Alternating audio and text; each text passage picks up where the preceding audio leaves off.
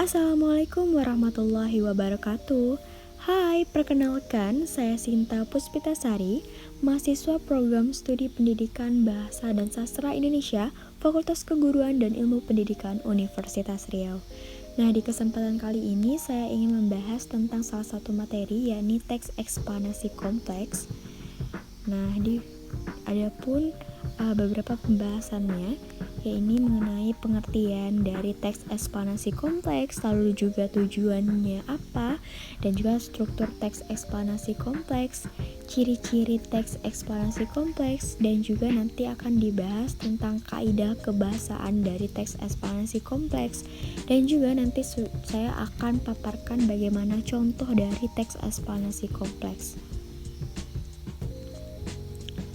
Nah, yang pertama saya akan membahas pengertian dan juga tujuan dari teks eksplanasi.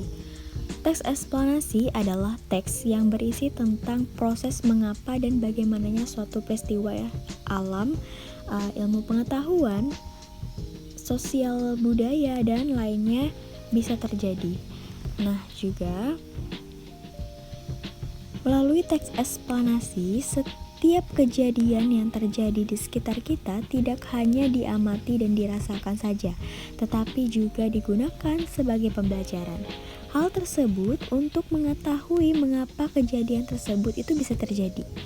Jadi, tujuan dari teks eksplanasi sendiri ialah untuk menjelaskan fenomena yang terjadi dan menjelaskan sebab akibatnya suatu peristiwa.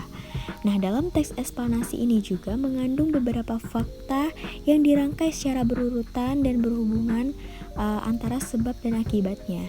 Jadi, teks eksplanasi ini bisa berguna banget nih untuk menguatkan suatu kebenaran yang ada. Selanjutnya, saya akan bahas tentang struktur dari teks eksplanasi kompleks. Yang pertama, ada pernyataan umum. Berisi tentang pernyataan-pernyataan umum yang mengenai atau tentang topik yang akan dijelaskan pada proses-proses terjadinya atau proses keberadaannya. Nah, yang kedua ada urutan sebab akibat. Nah, pada struktur ini berisi penjelasan mengenai proses terjadinya fenomena yang disajikan secara urut atau bertahap dari yang paling awal hingga yang paling akhir. Nah, kemudian yang ketiga ada interpretasi.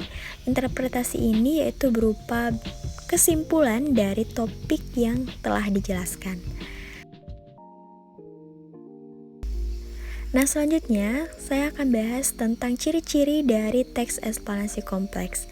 Nah, yang pertama, strukturnya itu terdiri dari pernyataan umum, itu pasti, juga urutan sebab akibat, dan juga interpretasi sesuai dengan strukturnya tadi ya, udah dibahas sebelumnya. Dan yang kedua, berisi juga informasi yang dimuat dengan berdasarkan fakta atau kejadian yang sebenarnya. Nah, yang ketiga, faktual tersebut memuat informasi yang sifatnya itu ilmiah atau keilmuan. Nah, contohnya seperti adanya sains.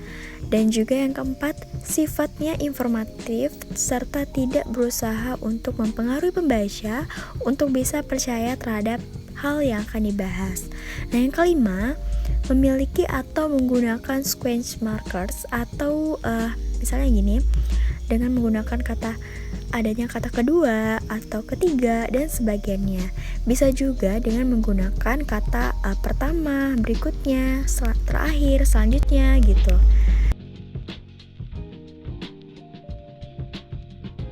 Nah, selanjutnya saya akan bahas tentang kaidah kebahasaan dari teks eksplanasi kompleks.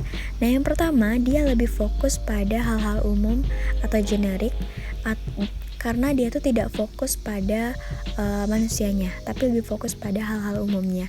Dan yang kedua, dia menggunakan istilah ilmiah. Yang ketiga, menggunakan konjungsi waktu dan kausal. Yang keempat, menggunakan kalimat pasif. Yang kelima, eksplanasi ini ditulis untuk membuat justifikasi.